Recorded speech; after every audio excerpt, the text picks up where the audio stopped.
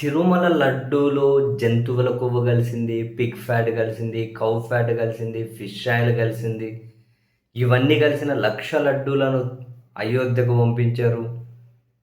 ఎలాంటి ఆధారాలు లేకుండా ప్రభుత్వాన్ని నడుపుతున్న పెద్దలందరూ ఈ వ్యాఖ్యలు చేసిన తర్వాత మధ్యలో సుప్రీంకోర్టు ఎంటర్ అయ్యి, సుప్రీంకోర్టు ద్వారా సిబిఐ ఎంటర్ అయ్యి, వీళ్ళు విచారణ చేసి ఒక ఛార్జ్ షీట్ దాఖలు చేసిన తర్వాత జంతువుల కొవ్వు కలవలేదు అని చెప్పి ఇస్తే చాలామంది భక్తులు కూడా అంతకుముందు ఏమైనా నిజంగా కలిసి ఉందా అని చెప్పి భయపడ్డ వాళ్ళు కూడా ఊపిరి పీల్చుకున్నారు, అమ్మయ్య అని.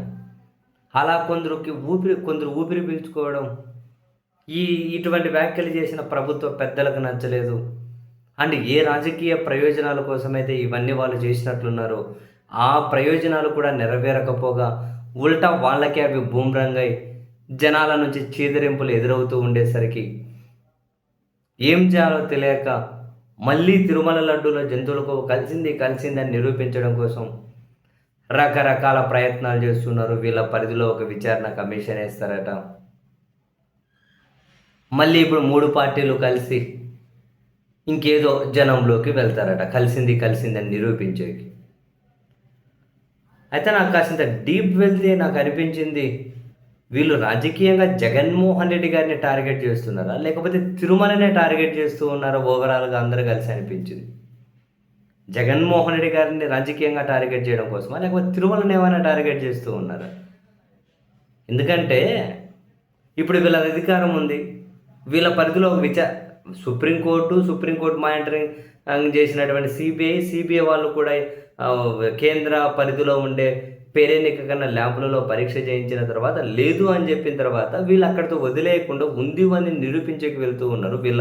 వీళ్ళ పరిధిలో విచారణ కమిటీలు వేసి వీళ్ళ పరిధిలో ఉన్నటువంటి మీడియాను ఉపయోగించుకొని వీళ్ళ అధికారంలోకి దిగిపోయారు అనుకుందాం. వీళ్ళ మీద నెక్స్ట్ వచ్చే వాళ్ళు కూడా అదే నిందలే వేయాలని చెప్పి ప్రయత్నం చేసి వాళ్ళ పరిధిలో ఉన్నటువంటి రాబోయే ప్రభుత్వం ఏదైనా వాళ్ళ పరిధిలో ఉన్న వాళ్ళతో విచారణ కమిటీ వేసి ఇప్పుడు చంద్రబాబు గారి పీరియడ్లో 24 నుంచి 29 వరకు తిరుమల లడ్డూలో మళ్ళీ అదే కలిసింది అని చెప్పి వాళ్ళు నిరూపించారనుకో, ఫర్ ఎగ్జాంపుల్ వాళ్ళు అదే పని చేశారనుకో, ఆ తర్వాత వచ్చేవాళ్ళు ఇదే పని చేసుకుంటూ పోతే ఏం చేద్దాం అనుకుంటున్నారు? తిరుమల లడ్డూను, తిరుమల ప్రసాదాన్ని దేం చేద్దాం? నాకు సీరియస్లీ అర్థం కావట్లేదు.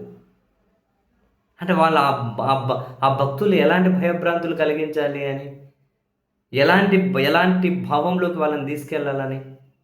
ఈరోజు అధికారంలో ఉన్న వాళ్ళు బరి తెగించి అటువంటి మాటలు, రేపు అధికారంలోకి వచ్చిన వాళ్ళు బరి తెగించి వీళ్ళను బ్లేమ్ చేయాలని చెప్పి వీళ్ళ మీద అటువంటివే నిరూపించామని చెప్పి వాళ్ళ పరిధిలో కమిషన్లు వేసి నిరూపించి వాళ్ళకి కావలసినట్లు విచారణలు అరెస్టులు చేసుకుంటూ పోయారనుకో, ఎవరి రాజకీయ ప్రయోజనాలు పక్కన పెట్టండి, ఓవరాల్గా ఈ భక్తులు ఏమవుతారు?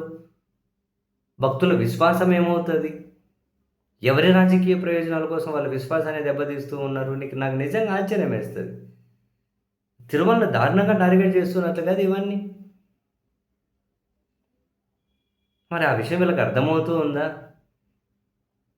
అర్థమయ్యంగా మన రాజకీయ ప్రయోజనాలు నిలబెడితే చాలని చెప్పి ముందుకెళ్తూ ఉన్నారా? ఏం చేస్తున్నారో తెలియట్లే.